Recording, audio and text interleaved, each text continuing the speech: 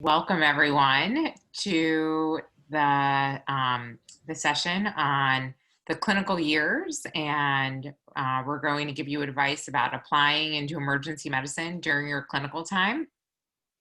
We're a slightly smaller group than what we were anticipating, so I really welcome all of you who are on the call to go ahead and ask questions, and we really want to make sure we hear from you and that you get as much out of the session as as you possibly can. And we really want to thank you for being here today. It looks like we have about one faculty member for each of you, at least for starters, but maybe more people will join as the session goes on. I'll start out by introducing myself. My name is Sharon Board, and I am coming from Johns Hopkins School of Medicine in Baltimore. Like it says here, I'm also a CDEM member at large. I've been involved in student education and student advising for a number of years now, and probably about 8 or 9 years. And in addition to teaching medical students during their clerkship and their sub-internship, I also have been an integral part of running a capstone course for graduating students. So I kind of, follow students from 3rd to 4th year, and then get to touch base with them again near graduation to help prepare them for their transition to residency. I'm excited to be here with you this evening to talk with you about your journey into emergency medicine, and we're excited to see you. Hi, everybody, and welcome. It's glad to be here with you guys and answering your questions. I'm the resident member on the panel today, and my name is Aaron. I'm a PGY2 at the University of Louisville in Louisville, Kentucky. And I also serve as the resident and medical student, or RAMS, which is a subsection of the Society for Academic EM. And I serve on the RAMS board as a member at large. Looking forward to talking about it from a resident's perspective and answering a question on the upcoming application process for you guys next year.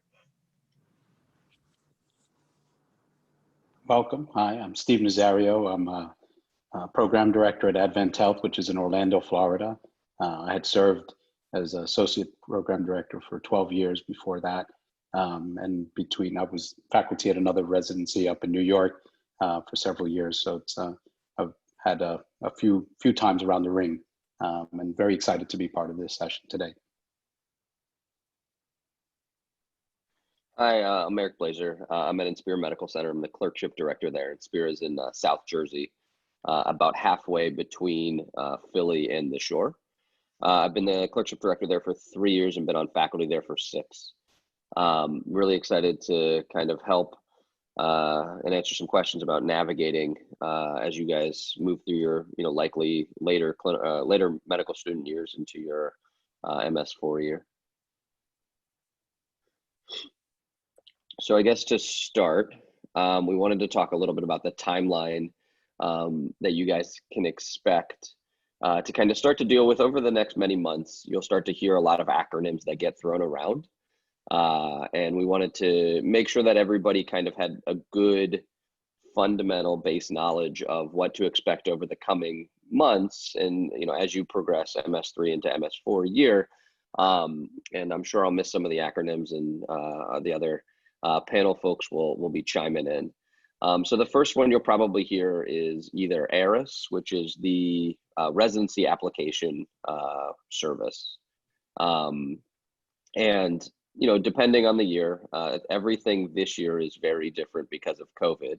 Hopefully COVID will go away and everything will go back to normal next year.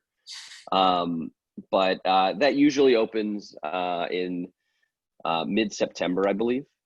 And what it is it's kind of your common app. It's your app, the website that holds everything for your application.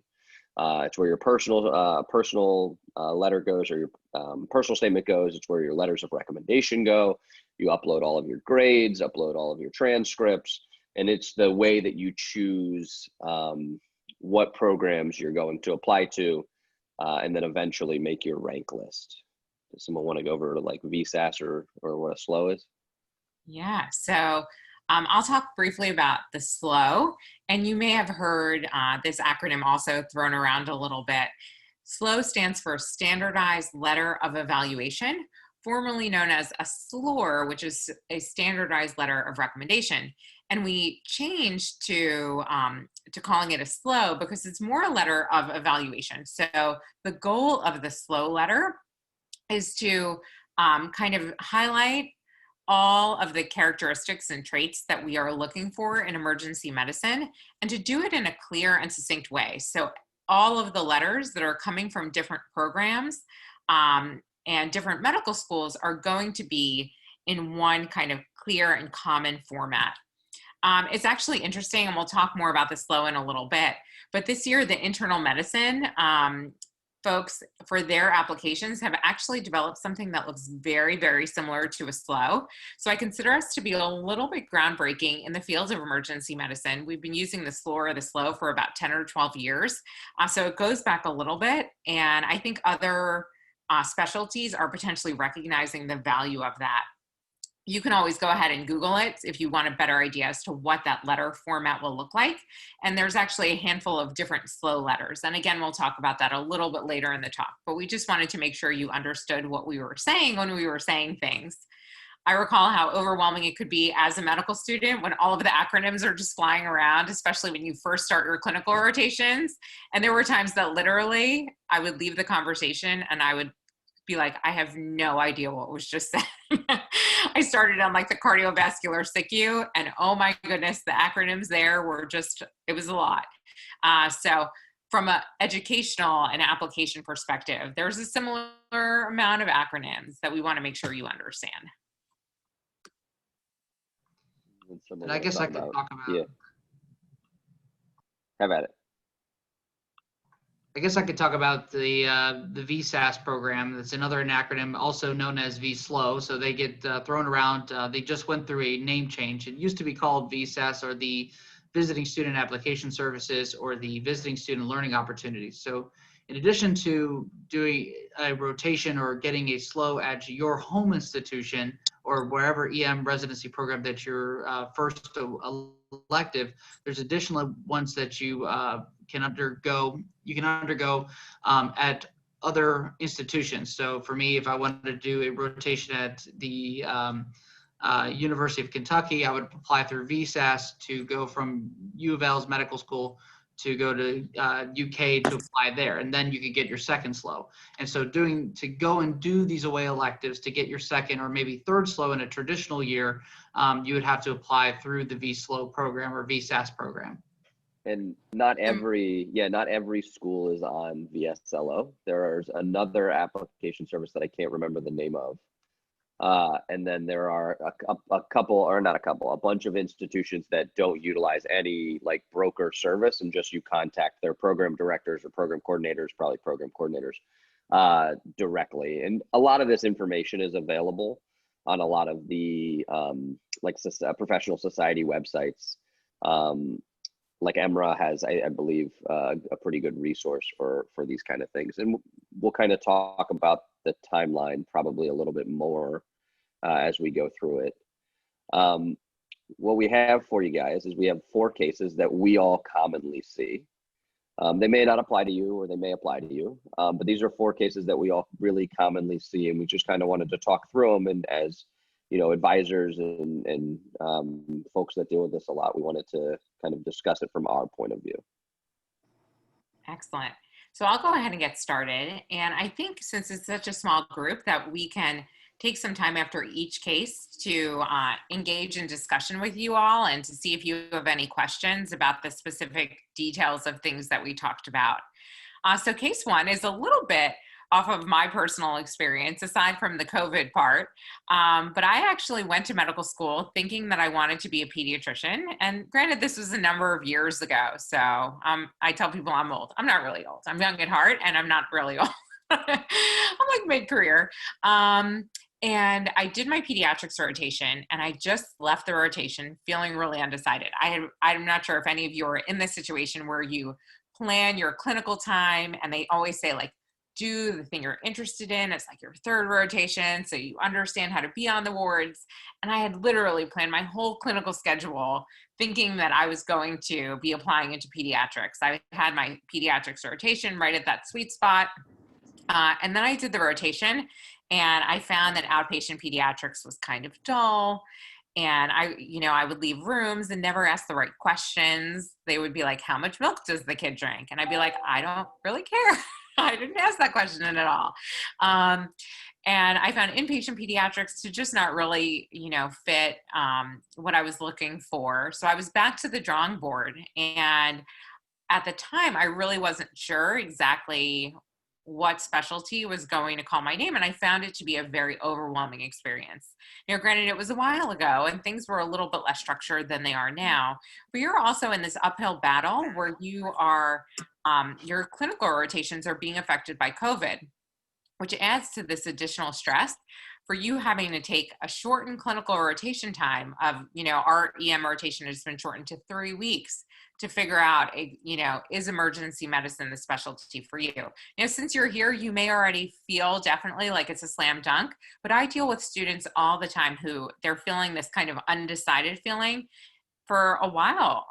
We just had students over the summer who have changed their mind to either go into emergency medicine or to go into another specialty from EM.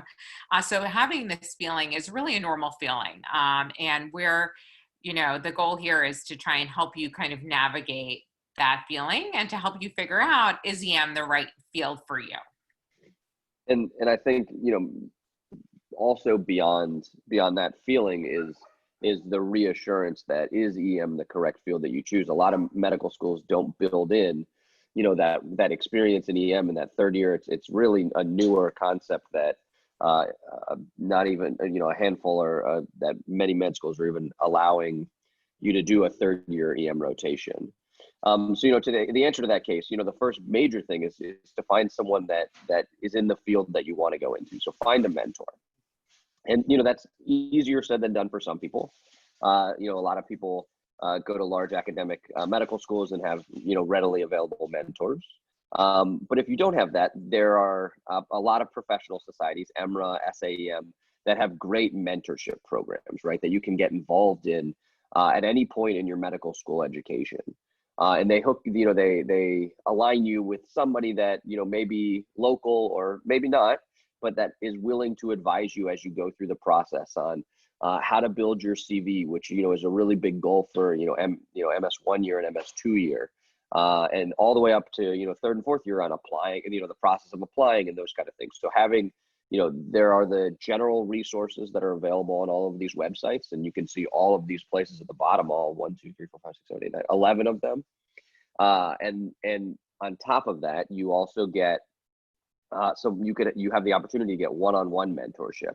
And, when it comes to kind of getting that exposure in EM, take the opportunity on those other rotations. If you're on your surgery rotation and there's a consult in the ER, offer to go do it, get exposure, make face with the EM faculty that's down there. And then you can also, have exposure through non-core EM rotations like ultrasound or peds EM, toxicology. So there are lots of opportunities to, one, if you're not sure, to get exposure, but two is to reaffirm and really ensure that this is, the career path that you want to take. Any questions from anybody on this one? Eric, let me just add to that. I remember, as you were saying that last piece, I had probably some of the most successful residents that I had who were, as students, rotated and did every one of the rotations that they could have just to get exposure to the ED. They did the routine one, the ultrasound one, the peds one. They were just constantly a presence, so that by the time it was time for ranking, it was sort of like a done deal. Like we were like, oh, we already have them in the bag. Like, let's just go with them. But it does make a difference because they're just a known quantity at that point. It's not like they just did 4 weeks. They did multiple weeks and were present, or we've seen them, had a time to test them out.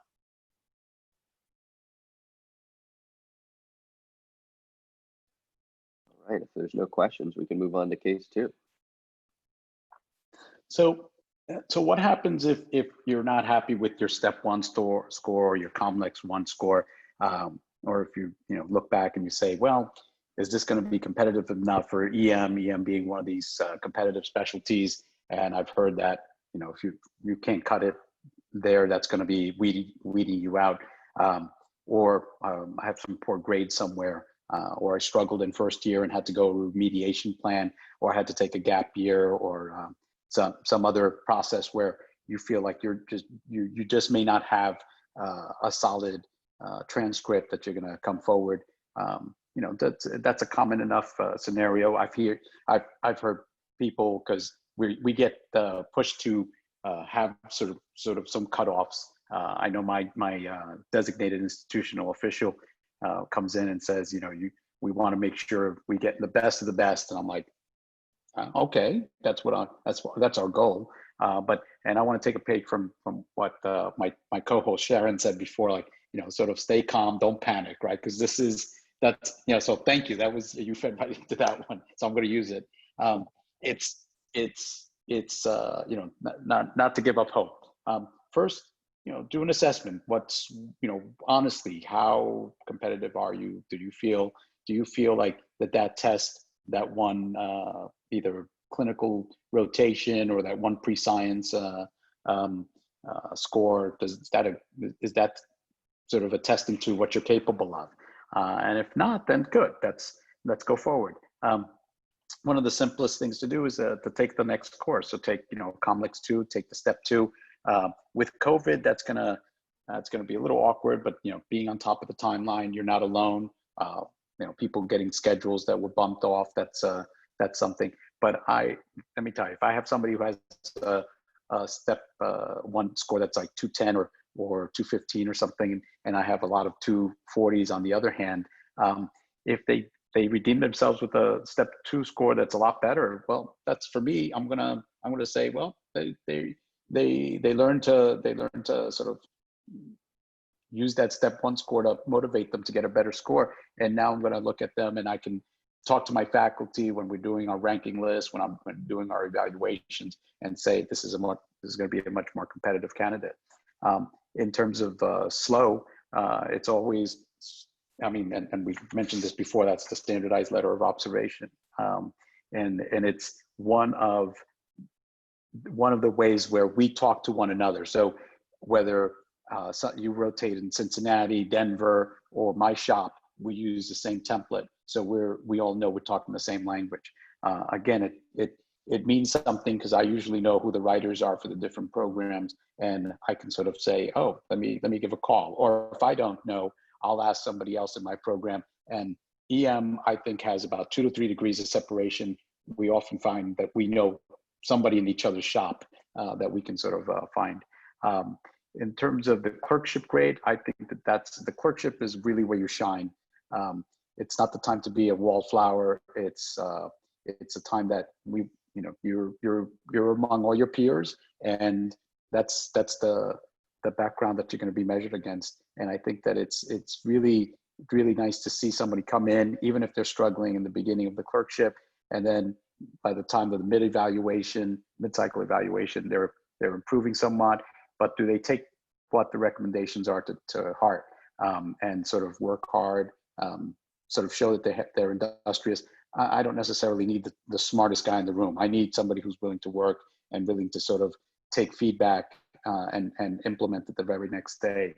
And I find that most, when I talk to other PDs, those are qualities that we look for a lot better.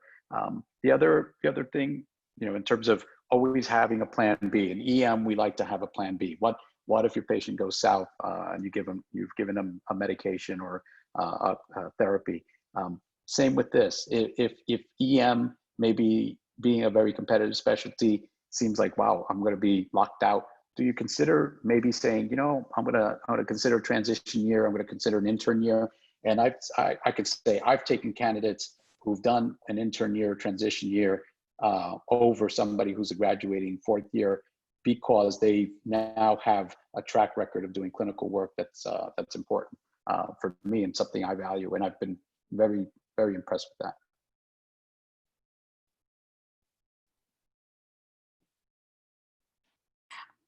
So thank you. I want to throw out a question to the rest of the panel, and I'm not sure if students have kind of thought about this, but I feel like I encounter students almost yearly who have had a low USMLE score, oftentimes not necessarily related to like, were they prepared enough, but they took the test under like not ideal circumstances. Yeah. They were sick.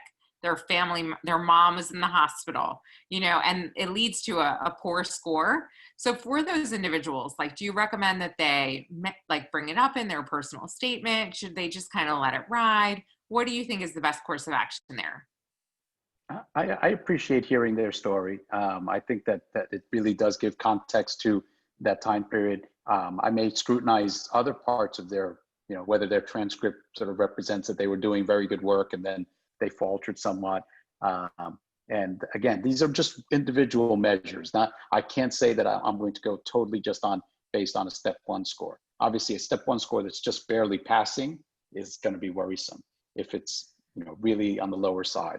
A COMLEX score that's less than 1 standard deviation away from what the passing grade is also sort of a red flag for me. But this is just one item. I'm looking at the total package, and one of the nice things about having ERAS is you have this electronic database that not only has their evaluations, their where they went to school, where they what research they may have done, or what papers they may have been involved in, but also what kind of community activities they've done. Again, the totality of their CV means a lot more to me in ways if I have a lower grade, but I have to make sure that you can do tests. I hear when people say sometimes, oh, I'm a poor test taker. And while that may be true, you've taken a lot of tests at this point. To get to med school, we've already taken a lot of tests and continue to take tests in med school. You have to come you gotta be prepared, because it's a lot of testing and it doesn't end. It doesn't end when we finish residency. But I think that I hope that answered that point. Yeah, I think that's a great question. I think that there's 2 different kind of approaches to this. One is, if this is an anomaly, right? You've honored every other rotation. Your step 1 score is not great. Your step 2 score is a little better, but still not great. I think that's very different and worth definitely explaining in your personal statement or in an interview, versus you're kind of middling to low middle in all of your clinical stuff, and there's nothing that really makes you stand out. I think from our perspective, excuses hurt you, while explanation and what you changed and how it motivated you helps. And I think if there's a fine line there. Everybody will have a different line where you go from explanation to excuses. But I think it's worth having somebody read your personal statement and say, I didn't do great on my step 1. This is why. Does it sound like I'm whining, or does this sound like I made a change because of this and got better? Yeah, I think that's absolutely right. I'm going to throw out one more question. And again, students, like, if you have questions, I'm not sure if you're able to put in the chat, but you're more than welcome to put in the chat, or just go ahead and speak up. But one thing that I'm hearing from students, or that I'm anticipating, is a lot of schools for COVID have gone to a pass-fail grading system, and the fact that they are concerned that this will potentially affect their residency applications. So again, I'll throw it back out to the group. What are your thoughts on this issue? And do you think that this will affect the residency application cycle in the upcoming year or years?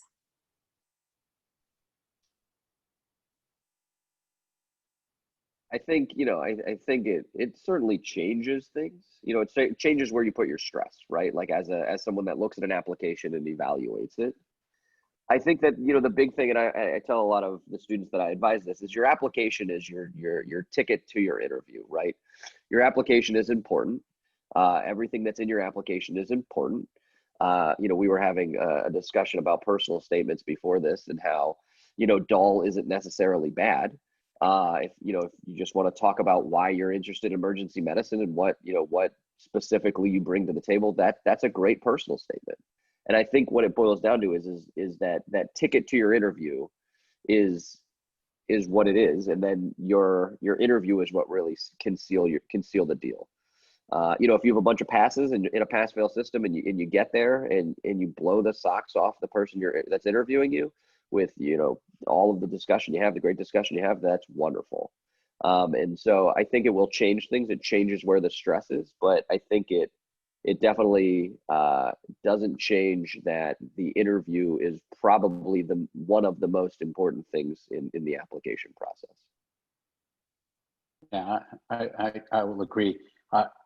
And for personal statements, some of them have drawn me to certain candidates, and I feel like I want to meet this person, and that makes it their ticket to get in to have an interview. Once you're in an interview, for me, you're on the same level playing field as everyone else who's been offered an interview, because that's the cohort that I'm now looking at. The rest of the individuals who are left on the ERAS, that's it.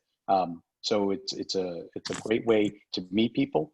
And then the corollary is I've met some people that during their interview were just cold and indifferent or didn't shine. And I was thinking, wow, I had this transcript and these great scores. So great scores and transcripts don't necessarily go into and translate into a definite in. You need to have a package, and we're about working as a team, and as working together. We have to be different people at different times, and we have to. We're looking for those qualities. In addition, to your point, though, Eric, I agree. Excuses are, I could read excuses as I'm hearing them, and that's but I can understand an explanation to family crisis, divorce, a new child, something else, a health issue. Those are understandable, and we're very sensitive to those things, and we can understand that. And again, I take it as one facet, one variable in an equation that has tons of them. Excellent. And for the students out there, please do not take a high stakes exam during a time of extreme stress in your life. That's what I always tell. After the fact, I'm always like, why did you take the test then? If you can avoid it, just try and avoid it. There's a question in the chat about any do's and don'ts for the personal statement. This is something we were talking about in our pre-show when we were kind of, going through a little rehearsal. And everyone has their own, I think, opinions or feelings on personal statements. I think that either your personal statement needs to be incredibly written, out of the box kind of a statement, or it needs to be a little bit more just kind of bland. I think that a really odd personal statement or a weird format or something along those lines can make you stand out, but not in a good way. I think it can make you stand out in a bad way. And you really have to keep in mind, as you reread your personal statement, that the people that are reading this don't know you. They know you on paper, but they don't know you. And something that you may write that may come across in a certain way to you, and maybe to the people that know you well, may come across totally different to strangers. So view it as how would a stranger interpret the things that I'm saying here? And then kind of go from there, I think. Other thoughts from Eric and Steve? I totally agree. I think that if you have a great story, if you have an amazing story, tell it. If you don't, do not feel bad. The vast majority, not the vast majority, the majority of personal statements that we read, explain what you bring to the table, where your background is and how you got interested in EM. And that's perfect, right? That's great. As Sharon was saying, some of these more really creative approaches to the personal statement can really be read as not off color, but just wrong, can be read incorrectly and not what you intended. And it can cause some issues for you in terms of getting the interviews that you want. And just like every other aspect, this is one part, and it's, it can really give you an opportunity, but it can also really take one away. And so, I always tell students that if they have a great story, tell it. And if not, that's okay. Tell how you got to where you are and what you bring to the table, and go from there. Going off going off what said is telling a story. For mine, and I'm no expert at writing, I wrote not even anything about medicine. I talked about my previous experience as a forensic chemist for federal law enforcement and how that I took the traits from that training and that ability to work in that kind of environment and how I would be an asset for that program and what I could bring to that program with that training source. So you may not have that story, but you can show yourself as a person and what you can bring to that program. You want to be honest. Most importantly, you want to be honest. You never want to be like questioned or seem to be lying on your program or on your personal statement to show anything more exuberant than what you are. Just be yourself and tell it as you are. And one other advice, as everyone has said, is find that person that you trust as a mentor who's read multiple of these applications or these personal statements before, and have them read over it and take their edits to heart, because they'll be reading it as a person who sees these applications and personal statements all the time. Yeah, I would also say make sure somebody reads it thoroughly. Make sure there's no typos, grammatical errors. I'm one who, if I see 2 typos in the same personal statement, I'm done. I'm sorry, I'm done. It's just one of those things that it's like they could not bother themselves to sort of review this. Then I hope that they're not doing that with their patients. That's a leap of logic in my opinion, but yeah. There was another question that was, do you write a new personal statement for every, or geared towards every program?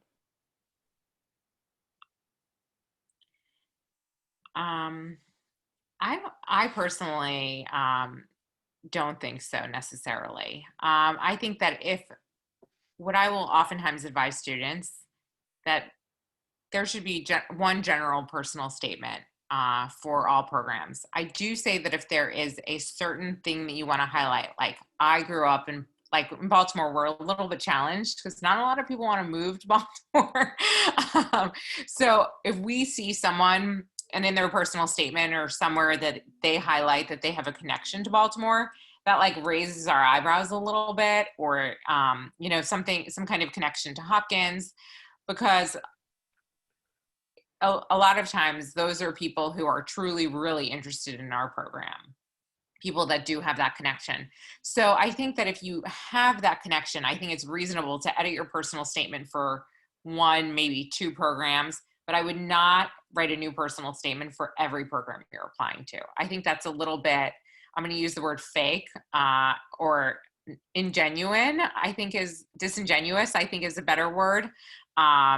Because the truth is like you're going to be applying to some programs that are your dream programs, but you're also going to be applying to some programs that would be acceptable programs. And that's okay. That's what's anticipated.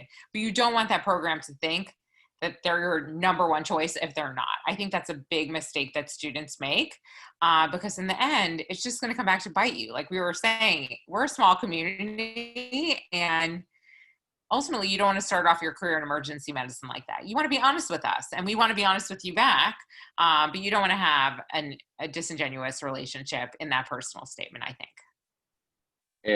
And ultimately, if you send a letter that was meant for somebody else to not that program, you've sunk yourself, and you may have taken an opportunity that would have been great for you, and by accident just sent it down the river. That's an amazing, amazing point. Yeah. It happens every year. Yeah. Yeah. All right, let's go on to the 3rd case. Good question though. Keep them coming. We really want to make sure, especially since it's such a small group, that you're getting out of this, like what you want to get out of it or what you can get out of it. So one of the big things that we wanted to address with some of these sessions is about the orphaned student. And what I mean by orphaned student is students who are in a medical school that doesn't have any kind of affiliation with an emergency medicine residency program. Additionally, some places like where I trained in medical school in East Tennessee did not have an emergency boarded physician on faculty. So the only emergency physician we had was an internist physician who worked in the ER every once in a while as a moonlighting gig. And so it didn't really provide a lot of information of how to apply to academic emergency medicine. So looking forward, what do you do? Where do you go and where do you turn? So I want to take this time to talk a little bit more about what is the traditional way of applying for emergency medicine and kind of go through a little bit more in detail. I know we've kind of covered the VSLO, information already, but I'd like to expand a little bit on that. So the SLOE, or the standard letter evaluation, is the what most programs directors actually rank as the #1 decider for offering an interview to an applicant.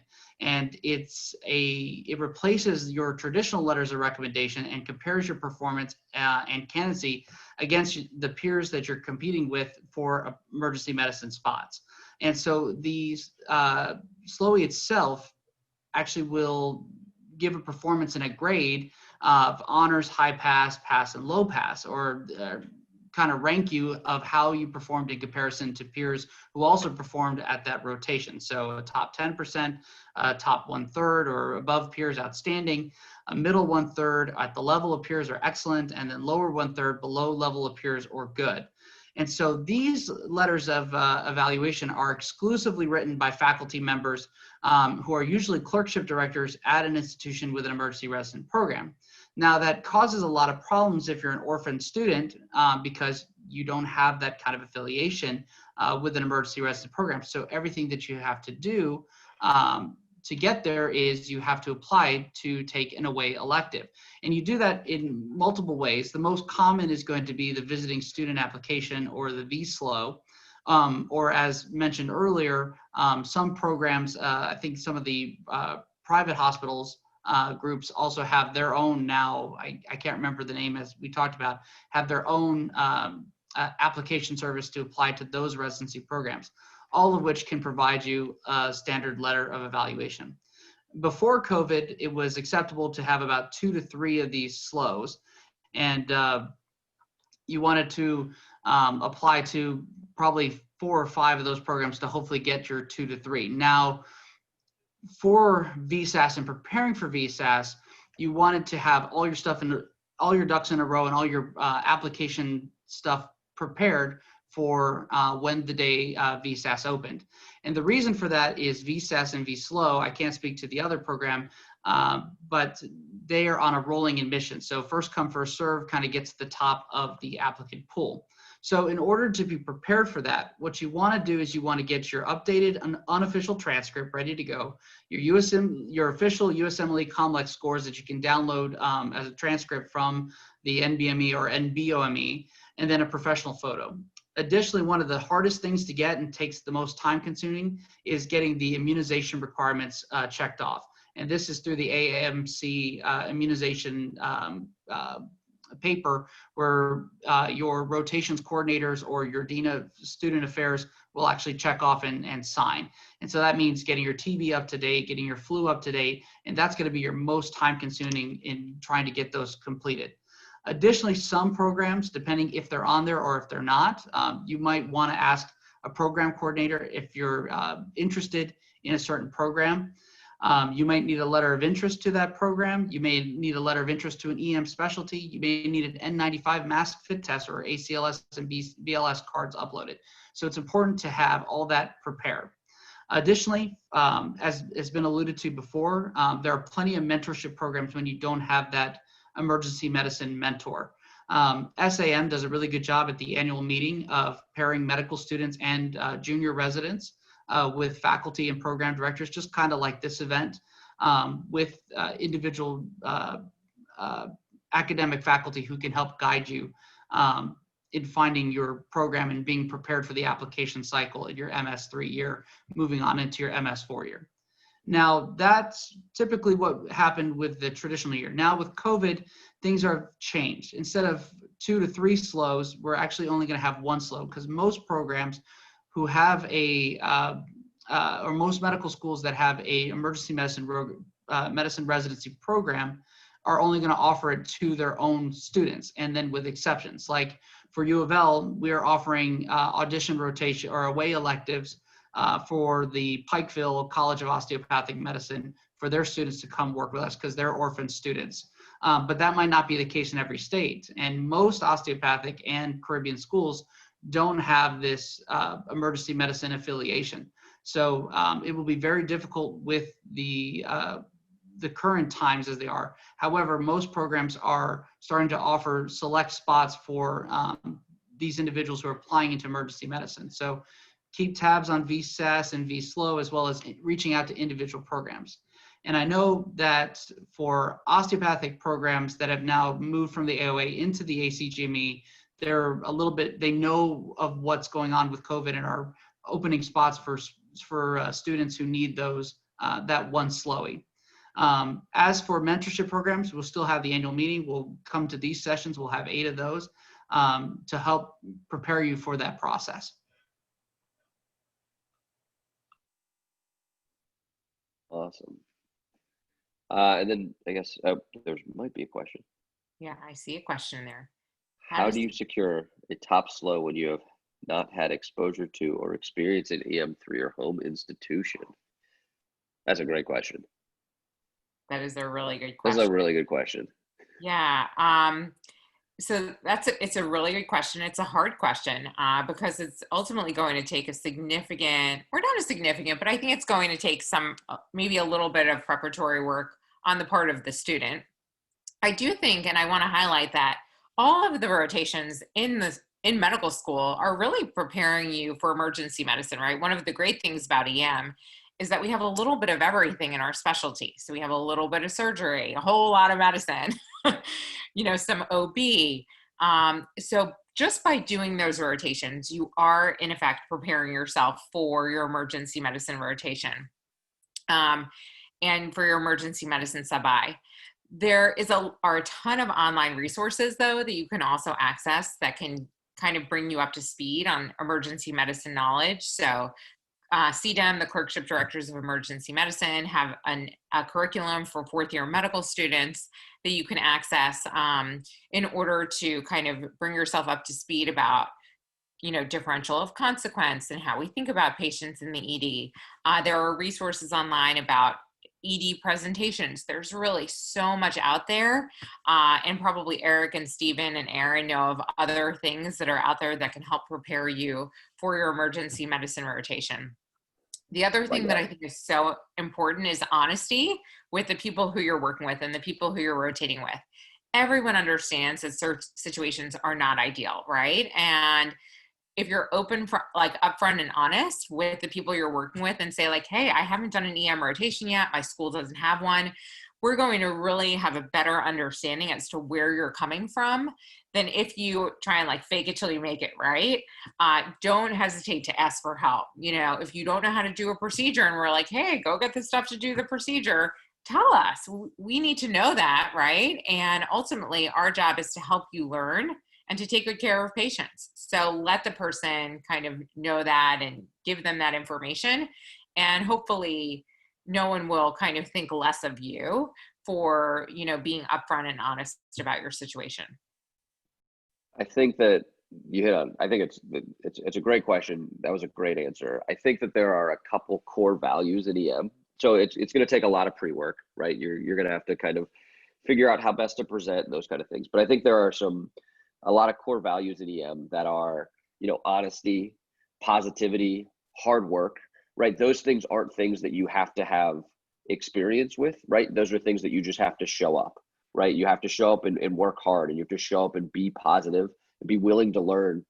And those are all things that, I think those are qualities that from our perspective are just as important as your ability to figure out and treat a DKA, right? We can teach you the medicine. The personality stuff is really hard to teach. It's really hard to remediate someone's personality if they're not a good fit or if they, have glaring personality issues. And so, one of those things is just showing up on that first day with that personality that we want, that we love, and then growing from there and getting better every day. I would also, I'm just adding on to what you guys are saying. Also the quality of the work as opposed to just going through patients, because I've seen some students who just, they want to see as so many patients, but they don't reevaluate the patients they have. They sort of drop them. They you know, even if I'm matched with a resident, they're sort of, the residents is like, I'm not, you know, you know, that he or she is just keep on going. And I, you know, for me, I'd rather see what the quality of the work is. You know, do you go reevaluate patients? Do you talk to the family? Do you sort of wrap up the case and fully have it? I'd rather you do that with 1 or 2 cases that shift than seeing 5 to 10 patients. That's residency. You know, I'm trying to gauge your work. And I think that's key. But I also agree, honesty and somebody who's willing to roll up their sleeves and work with me. That's what I'm looking for. And addressing the concern about procedures, no one expects you to know how to intubate on your first day as a medical student in emergency medicine. None of my evaluations as a medical student were ever on my procedural skill. Now, that as a caveat, I would practice suturing, because as a medical student, you'll have a lot of responsibility with suturing. So go by the Sim Vivo and practice and get very good at that, because that'll make an impression. But as for worrying about procedures, most of my evaluations are always commenting about work ethic and humility and wanting to learn and a hunger for learning. So being scared about not ready for procedures, it's okay. Everyone's going to be that way. All right, so we're going to get into our last case. This is kind of along the slow, you know, kind of the realm. So when you apply an ARIS, there's an opportunity to submit 4 letters of recommendation. You know, the recommendation from our perspective is, you know, 2-ish slows. It can be 1 or 3. You know, this year specifically, with all of the COVID restrictions, we are looking at 1 slow in most cases. But in you know, in other years, it's usually 2. Sometimes it's 3. You know, sometimes it's 1. The question is what do you do for, you know, what do you do for that other letter of recommendation? Who's a good person to go to write your slam dunk, you know, seal the deal, non-EM letter of recommendation? And I think that EM has taken, I think, another really good step in standardizing this process. And Sharon's going to tell you a little bit about it.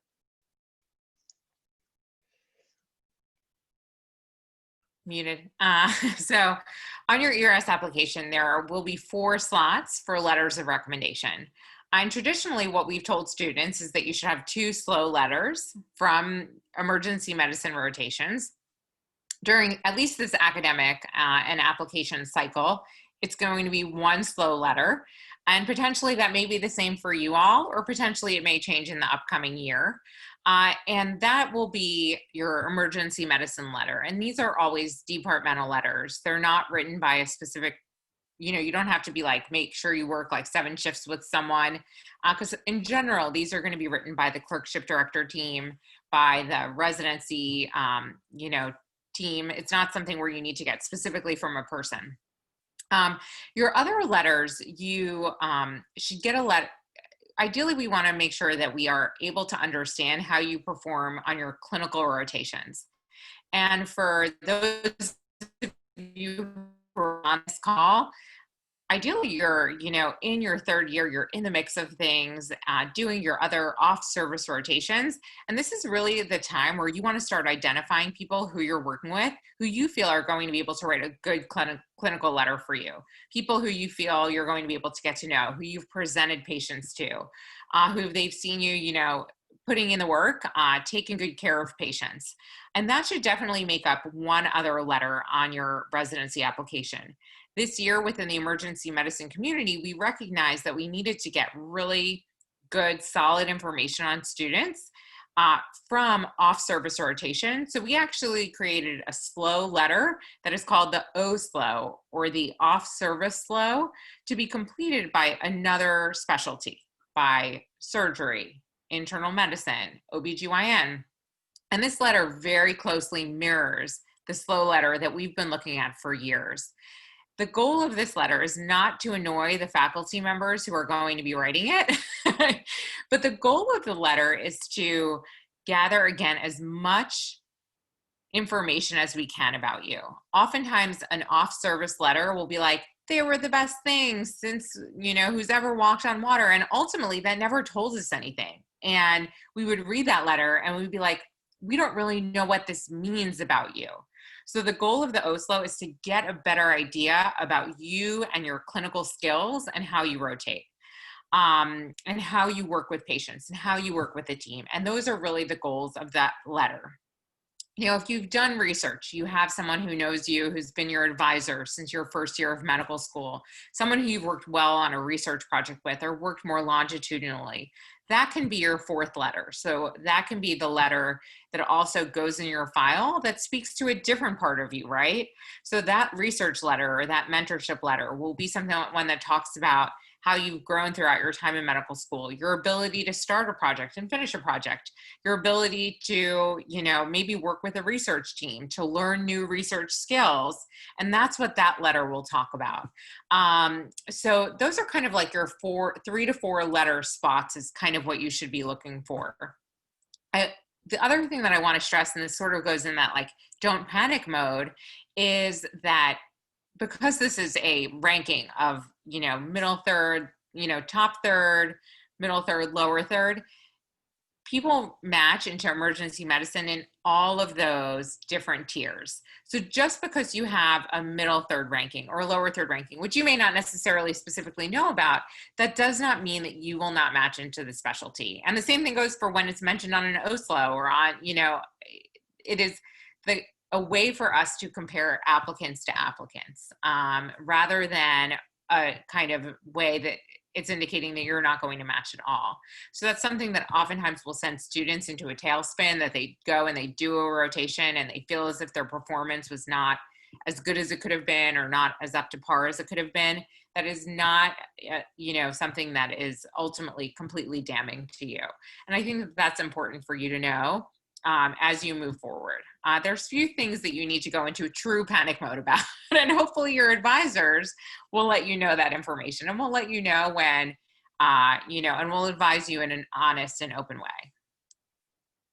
I think that, if the majority of you are MS3s, I think this is a great time to be hearing this advice, right? You're going to have, 8-ish months before you really have to start molding your 4th year and those kind of things. But you have these 8 months to work clinically with providers that will get to know you. And as Sharon was saying earlier, it's going to be really important to ask them, not in 8 months if you're working with them now, but to ask them now, say, hey, I really enjoyed my clinical rotation with you. I've really enjoyed my time with you. In the coming application year, I hope that you'll be willing to write me a letter and stress, these things that EM cares about, right? And I think that if you keep that in mind as you go through this year, come when ARIS opens, you're not going to be scrambling around emailing the guy who has a different student every month to remember you from 8 students ago and compare you and write you a strong letter of recommendation.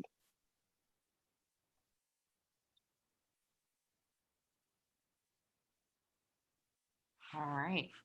I think that's the end of our time together. I do just want to take a couple of minutes to just open up the floor if if any of you have any questions or comments or things that we didn't address or worried or concerned about in the upcoming year. Obviously with COVID, this changes things, but a common question that gets asked that gets multiple different answers is for choosing in a way rotation. A lot of people say to choose the geographical location that we would want to practice in. But some people say to not choose like a program that you were very interested in going to, whereas others say to actually do that. So I was wondering what y'all's thoughts on that was. So I think one of the reasons that they tell you to apply to to rotate in an area where you want to end up is because, as Steve was saying earlier, we know all of the letter writers, and I know all of the letter writers in New Jersey and New York, because, and, you know, Philly, because that's the students that we get a lot of exposure to. And so when they write something specific, I know, I get a sense of what that's code for or what they're trying to imply. As far as the other question, I think it kind of depends on how you feel like you're doing as a student and how much you want to kind of put on the line. You know, would you, if you have one ideal program, should you go there for your first EM rotation ever with very minimal experience? I don't know. It's a risk, but you know, it's one of those things that if everybody else is on their first EM rotation and you're on your first EM rotation and you do really well, people remember. I would like to also dispel something, because in the past, it's been that people felt like if they didn't get one of the first rotations that season, that then they were upset. Like if it wasn't, it used to be 20 years ago, we wouldn't be start seeing anybody in earnest till August, September. Now it's like May, and so the season sort of is very front loaded. I'm always looking for good candidates, quality candidates. I can tell you that I've had people rotate at the very end and they were like, oh, you guys are already finished with your match. I'm like, I haven't submitted my match list. I'm still working on it. So, if I see a quality candidate in January and I'm like thinking, wow, where's this kid been? I'm done. I'm going to, make sure that name gets on my list. So even the timing, just be, work with your coordinators, be nice to coordinators, please. I would say that I've had individuals who have not been nice, and then that get back to me. And whether you're a stellar student, if you're not nice to my coordinator, I don't want to hear it. Yeah. I think all really excellent points. I think that going and doing an away rotation at a place that you are very, very interested in and shining on that, I think is one of the best things that you can do to match into that residency. And speaking up from experience,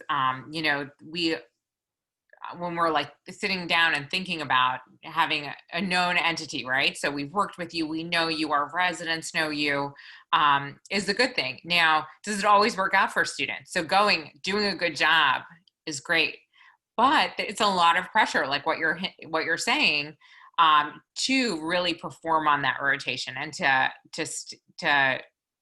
kind of put your best foot forward. So there's no perfect answer. Our dean's office is always up in arms about this practice of having students go away, because they personally think that it has a big opportunity to hurt students. And we have seen that. But I think it also has a really good opportunity to help you shine and, to put your best foot forward. So there's really no perfect answer there, unfortunately. I think it can go either way. And I think a lot of it depends on the student, depends a little bit on the program. And yeah, I think our main things that we've learned over the years is to try and match a student with the right program to go visit. Because if you send a more introverted student into like a busy county program, or like a student that doesn't, they're going to get eaten alive and they're going to perform poorly on that rotation. So what I've been telling students lately is, let me know where you're thinking of going, and I'm going to tell you the best program for you to go to. And any good advisor should be able to help you figure that out. I see Aaron laughing. Yeah. To kind of piggyback on that, I think when you're structuring your fourth year, as we were talking about, like you really, it's so strong for you. It's so great for you to go and knock one of these rotations out of the park. And what we tend to see is we see people that do 3, maybe 4 EM rotations in a row, and it's exhausting, right? Like these people, I think that a lot of the times by the 3rd or 4th rotation, you've had to be on for so long, and you've had to impress so many people along the way that sometimes you slip up. Sometimes, that your personality doesn't shine through the way you want it to. And so when you're structuring your 4th year, make sure you're getting in some breaks, make sure that you will be refreshed and renewed for every time that you start an EM rotation, because it's going to be important. Can I actually ask a question bouncing off of that? So our school lets us schedule 2 to 3 months of basically off time during our 4th year, during which we would anticipate going on most of our interviews. What months would you guys recommend we schedule those for? I would say the best time for you to schedule going on interviews would be December, January is kind of the peak interview season, with November in there as well. At least for this, like for the normal academic cycle. This year it's like a little bit pushed back, but I would still say December, January is when the bulk of interviews take place. Good question. There's a question in here also similar to a question about timeline. When should we start working with and submitting our VSAS applications? I would say the timeline for that is normally in the spring of your kind of 3rd year. So in that like kind of March, April timeline. There's another question about kind of when to take your step 2. And I think some good advice for that is traditionally, and not this year, but traditionally, programs can download the applications in the middle of October. I think it actually might be a little earlier. But to have your step 2 score by then is probably advised. It's not October 21st this year. Okay, it's not required. Like if you can't, or there's reasons that you can't do it, it's not required. But to have as much of a complete application by the time the program's downloaded does become useful, because otherwise you're emailing program coordinators and saying, hey, can you redownload my application? I added a slow, I added my step 2 score, all those things. And programs get, 1,000 applications, and it's hard to keep on top of. The other thing that's going to become interesting as time moves forward, and I don't think this necessarily affects you all, we were thinking about the timeline again in that hour beforehand, is that step 1 is going to go to pass-fail, but step 2, as far as we know, is still going to be a graded exam. So will programs then rely more on a step 2 score as opposed to step 1 score? And I think that's something that we don't know the answer to yet, but I think that is a potential consideration. Or something to think about. Maybe not for your year, but I think it's going to affect the year before you.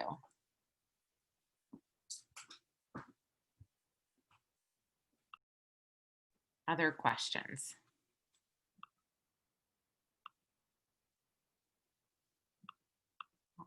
All right, excellent. Well, it was really great, again, having you all here, and we hope this was high yields and helpful. And please don't hesitate to reach out to us if you have any questions. I think that SAEM has a list of like our Twitter handles and our email addresses. If any questions come up after the fact, we're always more than happy to help, or if we can't help, we can potentially point you in the right direction of someone who can. Good luck with everything. Don't freak out. Just keep swimming, and the process does work itself out a lot of the time, and don't stress out too much.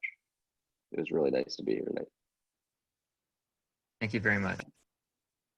Thank you Good all. luck, guys. Oh, thank you, guys. Yeah, thank you. Good luck. Thank you.